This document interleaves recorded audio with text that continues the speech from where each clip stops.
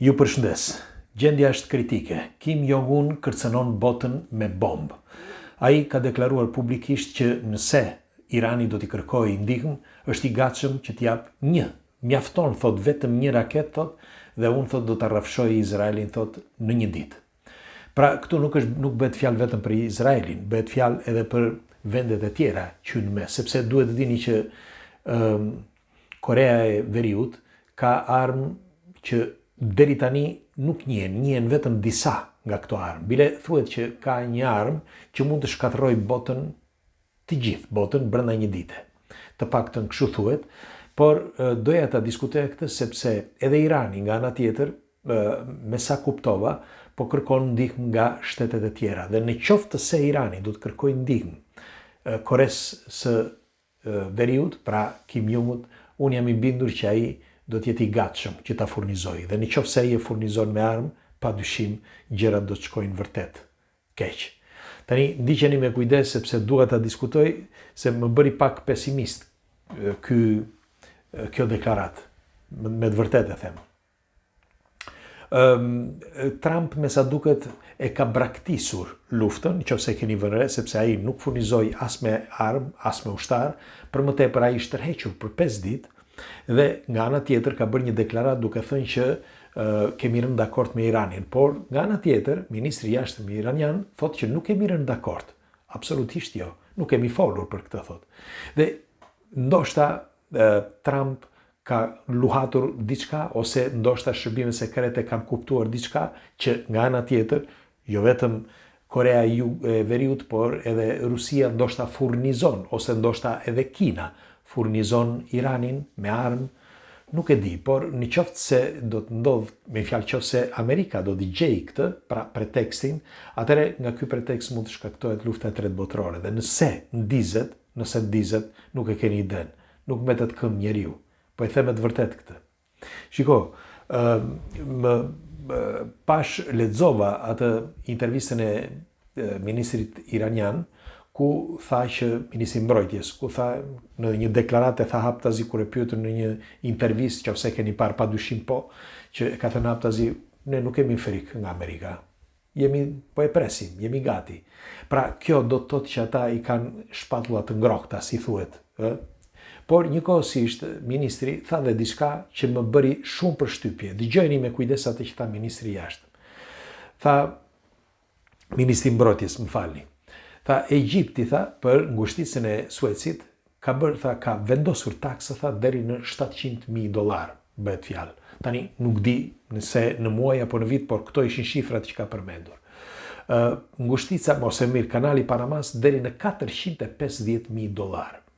Ndërsa Turqia thot ngushtica e Bosforit, edhe ajo thot ka vendosur taksa. Njëkohësisht edhe Kanadaja, madje thot edhe Amerika në Lawrence Suez dhe dhe pse thot ne duhet të ndëshkohemi, thot, kur ne për vite me radhë për ngushticën e Hormuzit nuk kemi kërkuar asnjëherë para. Ka vite të tëra, thot, dhe ne nuk kemi kërkuar, thot, kur ujrat janë tonat, pra tek ngushtica e Hormuzit. Dhe edhe kjo më bëri përshtypje, më bëri shumë përshtypje sepse nga ana tjetër ai kritikon edhe vendet arabe. Në fakt, ç'është e vërteta, thuhet që në shërbimet sekrete iraniane kanë zbuluar edhe diçka tjetër që po qarkullon në rrjet, nëse keni dëgjuar. Që Mohammed bin Salam i Emirateve të Arabisë, thuhet që e ka tradhtuar, si me thënë, Iranin, sepse ndoshta nga relatat që ka, ose ndoshta për mos u prekur nga Amerika, i ka dhënë informacione të duhura për Iranin, madje tregohet që në fillimet e para të përplasjes të konfliktit, pas ka thënë që, me një fjalë drejt për drejt me Trumpin ka folur, që rrafshojeni, me pak fjalë, rrafshojeni Iranin.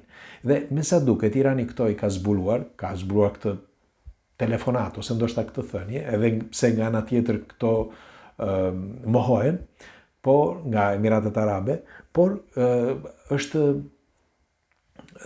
bërë publike tani dhe të gjithë e dim që mund të ketë patur një telefonat të tillë. Dhe nëse ka patur një telefonat të tillë, unë them që Irani nuk është me Arabinë Saudite, as me vendet e tjera, as me Turqinë, por mendoj që, me një fjalë, kush po e ndihmon? Por mendoj që po e ndihmon Kina. Kina në radhë të parë dhe pastaj ndoshta dhe ndonjë vend tjetër, si për shembull Rusia apo edhe Korea e Veriut. Tani situata është vërtet e ndërlikuar sepse Irani po vazhdon ende sot që të rezistoj, madje me shumë forcë, ndërkohë kanë dalë disa fajle të Epsteinit, nuk dihet kush i ka nxjerrë këto fajle, ku tregohet që qoftë ISIS por edhe Al-Qaida janë formuar, si mund të quhet, nga perëndimi.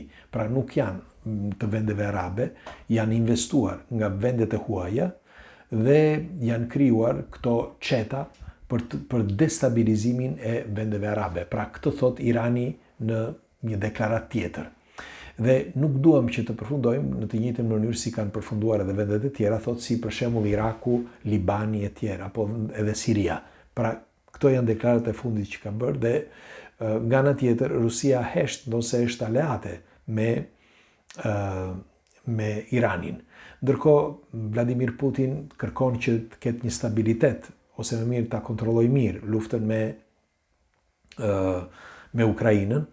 Dhe për ata që nuk e din, nga informacionet e fundit, Rusia ka rritje të një buxheti, jo ulje të një buxheti, por rritje, ndonse ka vendosur një pjesë të buxhetit në armatime, pra ka shtuar deri në 17% armatimet, 7% më falni. Mirpo lexova që Rusia nuk pas kërka gazin si pikën bazë, me fjalë pikën kryesore të zhvillimit ekonomik, por pas kërka naftën. Dhe nafta, me një fjalë, një pjesë e madhe e naftës del në pranë Alaskës, nga ato zonat andej, me një fjalë, nga Siberia, dhe që është pranë.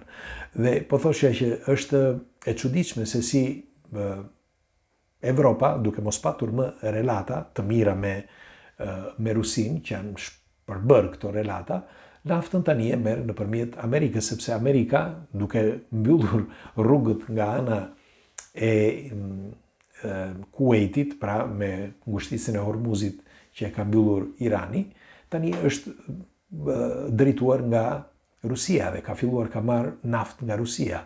Dhe Evropa e merr tani nga Amerika dhe e blen dy fish, si mund të quhet. Megjithatë, situata është shumë drastike, ndonse flitet edhe për këtë moment delikat që mund të jetë një luftë përveç se ndoshta të besimeve ose ndoshta të etnive dhe të kontrollit global të popullatës, por njëkohësisht edhe pikërisht për naftën.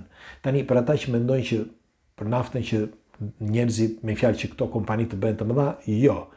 Anasjelltas mendohet që është e kundërta. Pra për kontroll, për ndalimin e naftës, sepse erdhi momenti që nafta duhet të ndaloj me se s'bën. Makinat nuk do prodhohen më si më parë, pra makina me djegje të brendshme, por do jenë në një formë tjetër. Me fjalë nuk ka shans që mos ketë, në fakt, që mos ketë makina elektrike. Në fakt edhe Putin foli për këtë, foli që pas vitit 2040 janë të detyruar, thot Putin, që të krijojnë makina elektrike. Kanë filluar që tani, me një fjalë, për të qenë të gatshëm që duke filluar nga viti 2040 e tutje, nuk do të prodhohen më makina me djegje. Bire do të vendosen edhe taksa, sancionet forta, që mos të udhëtojnë më makinat të tilla dhe do jap kontributin, pra Rusia, kontributin e madh për gazrat dhe për problemet që kanë hasur kohët e fundit për këto ndotjet globale. Dhe ndoshta mund të jetë ky problemi kryesor, siç u thash, i këtij konflikti, i këtij problemi të tanishëm. Megjithatë, doja të shtoja që nafta, sidoqoftë, nëse ka filluar të rritet tani, nuk do ulet më, sepse mund të, nëse keni vënë rritet çdo gjë, rritet ushqimi, rritet nafta, rriten çdo gjë, por një gjë nuk rritet vetëm rroga. Nëse keni vënë rroga gjithmonë mbetet aty. Dhe kjo është e çuditshme, në një moment që gjithë bota ka debite të mëdha, pra borxhe të mëdha, krijojnë luftra dhe krijojnë destabilitet. Dhe nuk e kuptoj këtë. E kuptoj shumë mirë, por doja të pyesja ju çfarë mendimi keni. Kush fiton në një luftë, kur bëhet luftë, me armë etj. Dhe në këtë lëvizje të madhe, pse fitohet? Pres komentet tuaja, doja të bëja një përmbledhje të shkurtër të situatës, sepse ajo që deklarata e fortë që bëri Kim Jong-un është pak e rëndë. Është pak e rëndë sepse është i çmendur. Kështu që nëse me të vërtetë Irani do t'i thotë një fshkëllim, thotë ma dërgo, problem është. Megjithatë, pres komentet tuaja, natën e mirë.